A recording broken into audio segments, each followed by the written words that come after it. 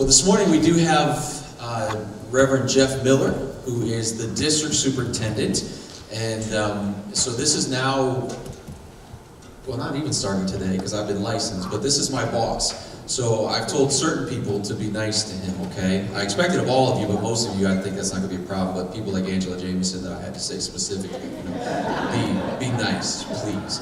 But Jeff, we've known Jeff for a very, very long time, he and his wife, and so it's special for me to be coming in Alliance Church again, but also to serve under the leadership of Jeff Miller. So Jeff, thank you very much. Thanks. Appreciate that. I just discovered you need extra supervision.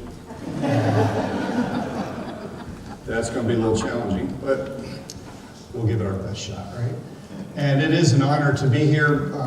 My wife and I travel around to a different church in our district, which is West Virginia and the eastern half of Ohio. There's nearly 90 churches, and so we're in a different church every Sunday. I've had the privilege, I think this is my fourth time here maybe, and I've valued the time to come and learn and worship together each time I've been here. I would love to tell you that every church experience I ever have is a marvelous one. Not always true, but it has always been a really special time when I've been here with you. And so we're really delighted. You heard a little bit in the video of what is the joy of the journey that we're on and the partnership that we get to have. Part of a family of over 20,000 churches around the globe, over 5 million people like yourselves in love with Jesus and eager to be a part of the journey. Here in the United States, part of a family of about 2,000 churches and about 500,000 people worshiping together and being a part of God's kingdom work together. I want to share with you a few thoughts today, and we'll weave it through with a story out of Scripture, but it first takes me back to a story of my own life and journey when I was growing up. As I think about this journey of partnership, kind of collaboration and friendship we get to have, a good friend of mine when I was growing up was Scott Kramer. Scott lived about 3 houses down the street. And on most every Saturday afternoon, you would find us either in his basement or my basement. And the scenarios were very similar. There was a certain program we wanted to watch every Saturday afternoon in the Cleveland area. It was Superhost Mad Theater.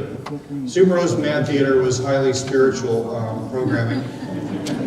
And they would show the B-level horror movies. They were mostly the Japanese monster movies where the lips never fit, and it just was outrageously silly. And we would watch these, and then they would do these long commercial breaks with silly skits, which were really bizarrely bad.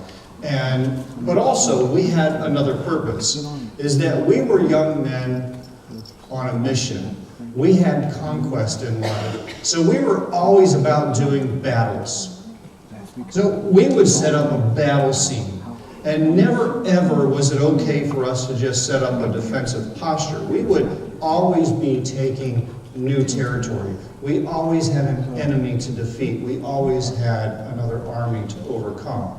And we would work together to do that. And we would utilize everything we could. We had the Huey helicopter that was a model I had built that would just crush every other enemy until the day I actually sat on it and crushed it by accident. We had the DC-9, which was a civilian jetliner. It was the first model I ever built, as a matter of fact. But we would conscript it for bombing runs of all kinds. There was the aircraft carrier, another model I built. It carried far more than just airplanes. And then all kinds of other things as well. There would be the Lincoln Log HQ, right? How many of you had Lincoln Logs when you grew up? And so we had Lincoln Log HQ. We would build all kinds of war vehicles out of Legos. You name it, massive things that we could just destroy across the basement. And we would use building blocks for bridges and walls and barriers. There was my sister's Weebles that wobble, but they don't fall down. They're indestructible. You could never kill them. And there was even the farm animals and all those kind of things. And there's those little green army men with their icy stare that would just never move no matter how you did them. You remember those as well? And the prize warriors of our army were several G.I. Joe action figures, the kind that had the fuzzy hair and beard. that were extra special to us. It was a motley crew that made up our army. But Scott and I were sovereign over the battlefield. And we never, ever lost a war. Not once. We were always about taking the next turf. Always about moving forward. Always about advancing our kingdom. And every Saturday afternoon, we would come away victorious. And I'd like to think that in some ways, our journey, as you heard from some of the others on the screen a little bit ago, that our journey will be one together of partnership. There will be one who is sovereign over the battlefield. It's not us. It's Jesus Christ. There will be forward movement. We're not to be churches that are just in a defensive posture. You do know that, right? We're always to be about advancing the kingdom of God and glorifying the King. And I just want to give you a few thoughts on that journey that we get to do together out of a story in the Old Testament. You can listen if you want, or if you want to follow along, if you'll find your way to 1 Samuel chapter 14. 1 Samuel, fairly early in the Old Testament, right before 2 Samuel. I'm here for you. All right? You have 1st, 2nd Samuel, 1st, 2nd Kings, 1st, 2nd Chronicles. You get to all those 1st and 2nd. We're going 1 Samuel. It's the beginning of all that. It's during the time of the very first king that Israel ever had. Bible trivia time to find out if your pastor's doing his job with you all. The very first king of Israel was named Saul. Very good. Saul, and his son, he had several sons, but his most well-known son was named Jonathan. We had Jonathan, good friend of David. David became the second king of the nation of Israel. And this story involves Saul and most specifically Jonathan. I'm going to read the first 15 verses of chapter 14. We're actually going to start with the very last verse of chapter 13 that ties into this. And we're going to face an enemy, a more notoriously evil enemy than ever Scott and I faced in the basement of our homes. The Philistines. The Philistines, Goliath the giant was a Philistine. The Philistines were always the arch enemy, the nemesis of the nation of Israel. So follow with me as I read. It says, now a detachment of the Philistines had gone out to the pass at Michmash. One day, Jonathan, the son of Saul, said to the young man bearing his armor, come, let's go over to the Philistine outpost on the other side. But he did not tell his father. Saul was staying on the outskirts of Gibeah under a pomegranate tree in Migron. With him were about 600 men, among whom was Ahijah, who was wearing an ephod. He was the son of Ichabod's brother Ahitub, son of Phinehas, son of Eli, the Lord's priest in Shiloh. No one was aware that Jonathan had left. On each side of the pass that Jonathan intended to cross to reach the Philistine outpost was a cliff. One was called Bozez and the other Sena. One cliff stood to the north toward Michmash, the other to the south toward Geba. Jonathan said to his young armor-bearer, come, let's go over the outpost of those uncircumcised fellows. Catch this. Perhaps the Lord will act on our behalf. Nothing can hinder the Lord from saving, whether by many or by few. Do all that you have in mind, his armor-bearer said. Go ahead. I am with you, heart and soul. Jonathan said, come then, we'll cross over toward the men and let them see us. If they say to us, wait there until we come to you, we will stay where we are and not go up to them. But if they say, come up to us, we will climb up, because that will be our sign that the Lord has given them into our hands. So both of them showed themselves to the Philistine outpost. Look, the Philistines said, the Hebrews are crawling out from the holes they're hiding in. The men of the outpost shouted to Jonathan, his armor-bearer, come up here to us, and we'll teach you a lesson. So Jonathan said to his armor-bearer, climb up after me, the Lord has given them into the hand of Israel. Jonathan climbed up using his hands and feet, his armor-bearer right behind him. The Philistines fell before Jonathan, and his armor-bearer followed and killed behind him. In the first attack, Jonathan, his armor-bearer, killed some 20 men in an area of about a half an acre. Then panic struck the whole army, those in the camp and the field, those in the outposts and the raiding parties, and the ground shook. It was a panic sent by God. Fascinating story. Now, I want us to think a little bit about 4 different things. I want us to think about the place of conquest first. We're going to talk about the place of leadership in conquest, the place of partnership in conquest, and the place of God in conquest. We're going to start just simply with the place of conquest. Well, what's the place? The place was actually a very challenging one. The circumstance in which this battle took place was very difficult for the people of Israel. There was a lack of freedom. They had their own country, but they were essentially a vassal under the rule of the Philistines. The Philistines got to control things and give oversight and do whatever they want. They ran the show. They lacked freedom. They were a people who were oppressed. They had a bad economy. You think we have a bad economy sometimes? They had a terrible economy. If you'll read the chapters around this, and they lived in fear. Also, they faced overwhelming odds. It says in the beginning of chapter 13 that the army of Saul was 3,000. At the beginning of chapter 14, the army of Saul is down to 600. In other words, there's people going AWOL. They were scared and they wanted out. They figured it's better to go hide with their family and live for another day than to go fight a battle they could not win. And so they're camped out, 600 soldiers of Israel. And it says the Philistines were countless, spread out in their camps around the field and their outposts and all their places all around them. The odds were overwhelming for them to ever be victorious, to ever have conquest, ever be able to move forward. They also lacked resources. It says in chapter 13, verse 22, there was only 2 swords in all of the army and nation of Israel. Saul had one, and the king's son Jonathan had one. Well, why was there only 2 swords? Even those were probably not allowed. They were hidden. It was because the Philistines controlled all the ironworks, all the blacksmiths, because they wanted to keep arms, weapons, out of the hands of the Israelites. So they had sticks and all kinds of pitchforks and things like that, but they had nothing that was really true weaponry to use with their 600 men. And in their day, they lacked good and godly leadership. They lacked it on the governmental side. Saul. What's Saul doing? Saul ought to have been leading the charge, but Saul, as a governmental leader, is sipping iced tea under the pomegranate tree, afraid to move forward. But not only that, there's a lack of good godly leadership in the church world, in the religious world of their day. Did you catch that one sentence? You're probably glad that I had to read it, not you, because it had all those weird names that nobody knows how to pronounce. I don't even know if I pronounced them right, but you wouldn't know either, so it's okay, right? I can just say whatever.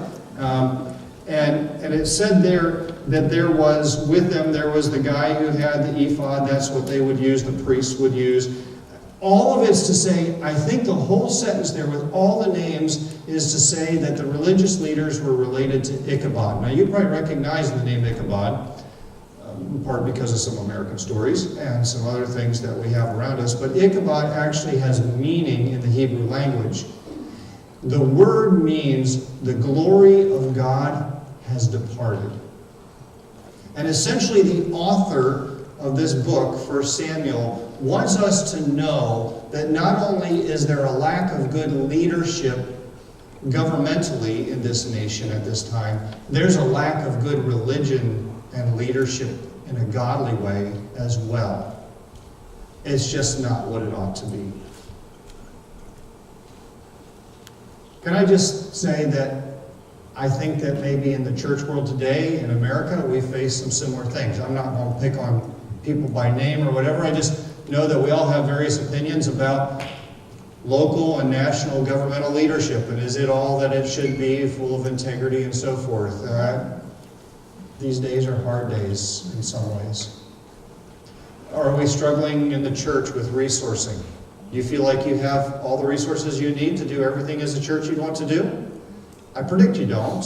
Pam and I, as we travel around to 90-some churches, Everybody wishes they had a few more dollars, a few more staff, a nicer building, more workers to volunteer, more of this, more of that, feeling like we're lacking somehow, feeling like sometimes we're oppressed for our faith, and increasingly so. Sometimes feeling like the enemy seems to have all the upper hand and far outnumbers us. Now we have challenges. And there's another obstacle that's in this story. Did you catch it? Where it said that Jonathan, when he was going to go on the attack, had to go between two cliffs. And the cliffs had name, Bozez and Sena. It's not crystal clear in the original language exactly what they mean, but it means something like slippery and thorn, or sharp. Basically, the cliffs had names. And he had to climb up or through these cliffs. He had to overcome the barrier that was in front of him if he was even going to get to a place of battle. I don't know about you, but I predict that if we were to sit here for a while and I were to ask you to name the cliffs in your life, you could. The danger would be is that some of you might name the name of somebody sitting near you, but there's cliffs that you have. There's cliffs that I have. Some of them are people, some of them are other issues in your job, in your family, in your income, your health. Whatever it is that are the cliffs, they have names. And you could name them. Jonathan knew the names of the two cliffs that he had to face. This is the place of conquest. It's not a battlefield that seems stacked for victory. As a matter of fact, quite the opposite. Quite the opposite. And in the place of that, and think throughout the rest of this message of our place of conquest, and I'm thinking of what God wants to do in his kingdom advancement work in Mansfield, Richland County, and beyond. Your Jerusalem, your Judea, your Samaria, and the ends of the earth. It's your place of conquest. So, in the midst of that, what is the place of leadership? What is the place of leadership? Can I just submit to you all that my next comments are not just for Pastor Dan? Yes, he is a godly leader, and yes, these words will apply to him. But in one sense, every single one of us in this room is in a place of leadership. You have a family you influence. You influence somebody at your workplace. You influence somehow in your neighborhood. You influence something within this church. You may have a role or a title, or you may not. But in one way or another, we all have the opportunity to make a difference, to lead forward, to influence in godly ways. So I want you all to keep this in mind on how we get to collaborate to do this together. So what is the place of leadership? Well, notice a little bit about what Jonathan does in the midst of this. First, he was a man who believed the promises. I wonder if as he lay down, probably on a rock with a real threadbare sleeping bag the night before and looked up at the stars, if he started to think through the history of God's people before him. I wonder if he remembered the story that we have in the book of Judges, where one man and a sharpened pole took out 600 Philistines by himself in the power of God. I wonder if he remembered that as he lay there in the promised land, about how the promised land even came to be theirs by the power and hand of God, about Joshua and his people walking through dry ground and the riverbed of the Jordan River to get into the promised land, of marching around a city called Jericho 7 times and watching it fall down by the power of God. And story after story, the stories of Moses and setting God's people free, the plagues of Egypt, the Red Sea, the pillar of fire and the pillar of cloud that was God's presence leading them. Did Jonathan look up at the stars and say a little word to God about how he believed that God could and would do those kinds of things yet again? Do you believe God can still do those kind of things today? Is he still the God of the same power and presence that he was then? And Jonathan believed in the promises of God. And he was willing to take a risk. I find this astounding. Jonathan believed with all his heart that God would give a victory for his people. But I'm pretty confident Jonathan did not have assurance that he would see the day through alive. There's a decent chance that Jonathan takes a risk, that he goes and deals with the Philistines, and he believed that God would use it in powerful ways. But I'm not sure he was convinced that he would be alive to celebrate it at the end of the day. God would win, but he might not be there. That's the kind of risk Jonathan was willing to take, because he believed that God would do something special, and he was willing to sacrifice himself for the glory of God and the advancement of his kingdom. Interesting thought for all of us. In a day and age of easy believism, in a day and age where we just comfortably come to church and sit in our chairs and call it good, how many of us are really willing to take a risk, knowing that God will win, but it might cost us a lot? Are we willing to do that? Jonathan was. He was willing to take a risk, and he was willing to go it alone if necessary. Did you notice that he didn't tell his dad? Nor did he tell the rest of the army. Why is that? I don't know for sure, but I'm going to predict that it relates to two things. One is going to predict that he knew that the faithless would resist godly risk-taking. His dad would have resisted. His dad always resisted. And he is pretty well convinced that his dad would have tried to talk him out of doing what God had laid on his heart. So he didn't share with him, but he also didn't share with the rest of the army, in large part, I think, because he didn't want it to be about him. He didn't want it to be about pride and building up himself. He just wanted to obey God. He didn't need glory. He didn't need attention. He didn't need a spotlight. He just needed to obey. So he's willing to go it alone if necessary. And he is willing to be active while others would rest and whine, like his dad under the pomegranate tree. There's a key thing in this. Jonathan's view of God determined how he would act.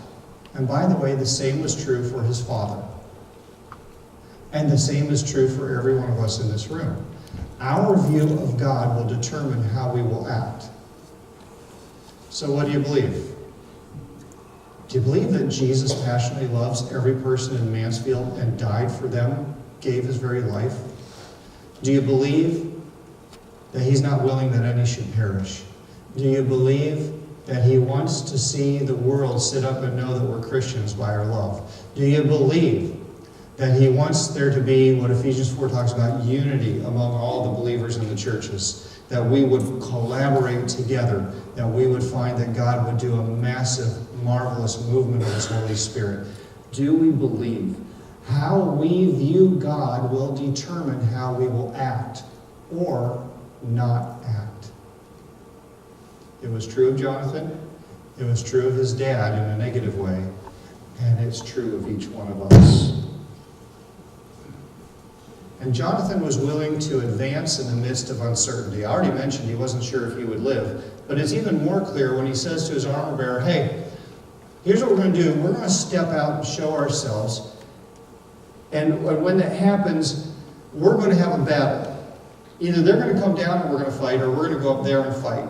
And did you catch how he really only thought that they would win if they went up there? But he was going to fight either way. Once he showed himself, which is the first step of faith, right? You have to show yourself. How many of us in the church world, we like to have it all figured out? We have our strategies, our plans all worked out, and when we know exactly how it's going to work, then we'll step out and go to action. Not Jonathan. Jonathan's like, well, God's powerful. God can save, whether by many or by a few. We're going to step out. And he showed himself, even though he didn't know what was going to happen next. He knew he was going to have a fight. He might win, he might lose. It might be down here, it might be up there. The next steps would be revealed once he stepped out.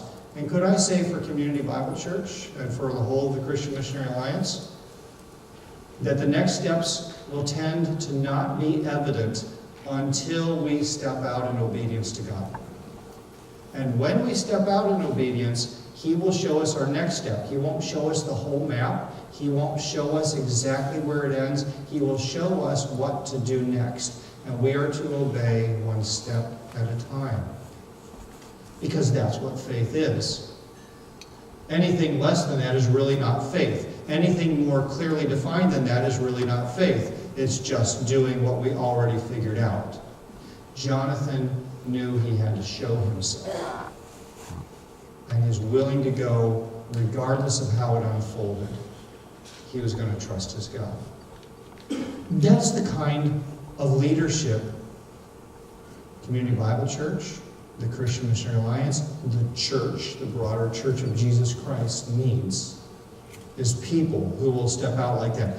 We're not just talking pastors and missionaries. We're talking each and every single one of us. As you go to work, to school, to your neighborhood, to your family this coming week, will you be willing to listen to the heart and voice of God and then step out and show yourself in obedience to what he lays on your heart and see what he will do? Because God can save whether by many or by few. When the victory was won at the end of this story, though Jonathan gets to be a central figure in the whole narrative, no one would ever say, Jonathan won this battle. They would say, God won this battle. Jonathan was just a key player. And that can be true for each and every one of us. That's the place of leadership. There's also a place of partnership. And this is key for all of us. You get to join this broader family. We get to do this whole partnership thing together. So who's the partner in this? Did you catch the name of the armor bearer? I didn't either. It's not there. We don't know his name. Nobody ever says, he's Jonathan's armor bearer. That's all he's ever called, the armor bearer for Jonathan, the young armor bearer. Now, you ought not to think that he was just some kid who's carrying a shield. I mean, this is the king's son. So this guy is like a trained, Army Ranger, Navy SEAL. He's a young warrior and a very good one. But he's nameless. And he has a key role along with the king's son, who is essentially a general in the military. And Jonathan's willing to go this thing alone, but the armor bearer would hear nothing of that. Basically, he looks at his leader and he says, I'm with you. Did you catch how he said it? I am with you, heart and soul. My longing would be is that kind of phraseology would be common among God's people. That your pastor and elders would regularly hear the congregation of this church say to our leadership, hey, we're with you, heart and soul. We're in. I know it looks like overwhelming odds. I know the whole circumstance and place of conquest is rather daunting at the moment. Don't know if we're going to live through the day, but we're with you, heart and soul. As you hear the voice of God and obey, we're going to trust. We have no statement here that the armor bearer heard the voice of God. It was Jonathan who felt in his heart what he was supposed to do. But the armor bearer was willing to partner with the man that he knew listened to God. And can I say that for my office, for the Christian Missionary Alliance, for the other 90 sister churches in our district, we want to be with you, heart and soul. God has you all here on purpose in this place at this time. It's by no accident that Community Bible Church exists here on this side of Mansfield. It is by no accident that each and every one of you is a part of this congregation and is here today. God, the sovereign one over the battlefield, has a plan, and you're a part of it. And I just want to say on behalf of the Christian Missionary Alliance, we don't just feel that you joined to somehow do something for us. We believe that you joined with us so that we can do something for you. And we will be with you heart and soul as you seek to do what it is that God calls you uniquely to do. There's other churches, other Alliance brothers and sisters all around this community, and other good Christ-fearing, Bible-believing churches as well. There's Mansfield Alliance Church, and there's Westwood, there's our church Heartland down in Lexington, and you saw some of the others, New Life, and there's a church up in Shelby, and all that. And though there will be a partnership, there is something unique about Community Bible Church that nobody else brings to the table. I don't know what all it is. That's for you to discern. There's something unique for each of the churches. We're not all clones of each other. We're related to each other.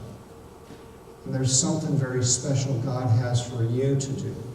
And we want to partner with you, support you in that heart and soul. So you notice the place of leadership, the place of partnership, even in the place of conquest, that can be overwhelming at times. But in the midst of all of that, in the midst of all of these things that we face, there is the place of God. It's the last point, by far the most important. You notice the place of God in this story. First of all, God is found in the immediate. What was their immediate need? Jonathan and his guy there standing out, and there's going to be a fight. They weren't sure how this is going to work, but Jonathan knew that if they had to go up there, that would be a sign that God had his hand in it. And do you ever think about that? Anybody here ever serve in the military? Let me see your hands. Those who serve in the military. Thank you, by the way, several of you. And in the military, do you want the high ground or the low ground? You want the high ground, right? The Philistines had the high ground. Jonathan's down here. He's got to climb up between these two cliffs to get to where they're at. And Jonathan says, hey, if they challenge us to come up to them, that will be the sign that God's in this. And you go, really? Have you read military books? Have you seen the movies? This is not the way it's supposed to be. That's backwards. That's backwards. And yet, that's what he expected. God likes to do things in such a way that only he can get the credit because it doesn't fit the conventional wisdom of how things ought to unfold. So Jonathan says, hey, we're going to go do this. Now remember, they've got one sword. I don't know exactly how all this takes place. Here's a little bit about how I would suppose this happens. They have to climb up this. Now these Philistines are eager. They want to be the first one to have this kill, right? So there's 20-some guys up there. They're coming. They're not waiting. They're coming. It says that Jonathan had to climb up using his hands and feet. That tells you how steep it is, right? So he's got his sword. He's climbing up, hands and feet, his sword as well. But they're between two cliffs. So instead of 20 against 1, if they're coming to try to get him in that passageway, it becomes 1 against 1, right? Jonathan and the first guy facing him. And how's that unfold? Jonathan, God gives him the victory. He's a good fighter. God's power, all those things combined. He takes down the first guy. He's wounded. He's not dead. Here comes along, Jonathan moves on to the next guy. He can't stop and deal with this. He has to move on to the next guy. That's where his armor bearer is following behind him. I don't know, he finds a big rock and does the whack-a-mole thing on each of these people. He probably grabs the sword from the first guy who fell, and now he's got a weapon. And he's following behind. And they're dealing with these. And there they are. And finally they get to the top and they take out the rest. An amazing thing that takes place. Without resourcing, without the upper hand, without the high ground, without all the right training, without all the right equipment, without all the right weaponry, God gives them this incredible victory. God is sovereign over the immediate small need. Now, it wasn't small for Jonathan and his armor bearer, but it was an individual situation. But God's not only sovereign over the immediate need, he's sovereign over the big picture. We're not sure exactly what all it means. I'm looking forward to getting to heaven where there's got to be a movie room somewhere, right? Where we can see what really took place in these things. Somehow, in the midst of all of this, it says that the army of the Philistines began to melt away. They went into a panic. Now, we don't know whether they just had a panic because of what they saw here. It says that there was like an earthquake. Now, was it really an earthquake, or was it hundreds of thousands of soldiers all running at the same time made the earthquake? I don't know, maybe both. I really don't know for sure. It does say that it was a panic caused by God. He took this circumstance and twisted it into his advantage and favor. God's amazing that way. He's sovereign over the big picture. He takes this small little 1 acre deal and he turns it into a route. As a matter of fact, it's the most amazing thing. You read later on, you find the story where it's like suddenly the scouts for the 600 soldiers of Saul are going, Saul, seems like the Philistines are running away. We don't quite know why. And they all kind of do this thing, looking at each other and staring at their navels until someone says, well, maybe we should go after them. Maybe this is our moment. And the nation has a great victory. An individual victory turns into a national victory in a most amazing way. Because God is good and God is sovereign over the immediate Community Bible Church, over the big picture, his global kingdom work. And we get to be a part of all of it together. I'm so honored to be a part of this journey along with you. I look forward to getting to know some of you better. Some of you I've known for some time. Many of you I haven't even met. I'll meet you over cake today. My wife and I are glad to answer questions or share with you. We look for any good occasion when there's cake and celebration, and we make our way to churches. It's a fun thing to do. And rejoice, not because the Christian Missionary Alliance is a great denomination or because Community Bible is a great church, though I do value it as a church, but because we serve a great God. And that's what it's all about. And we get to do that journey together. What we'd like to do to close this service is we'd like to pray over all of your leaders. I'm going to ask Dan if you'll come on up and invite who all you'd like to be a part of that to come and join with us. And it would just be my privilege to pray a commissioning and blessing over the whole gang.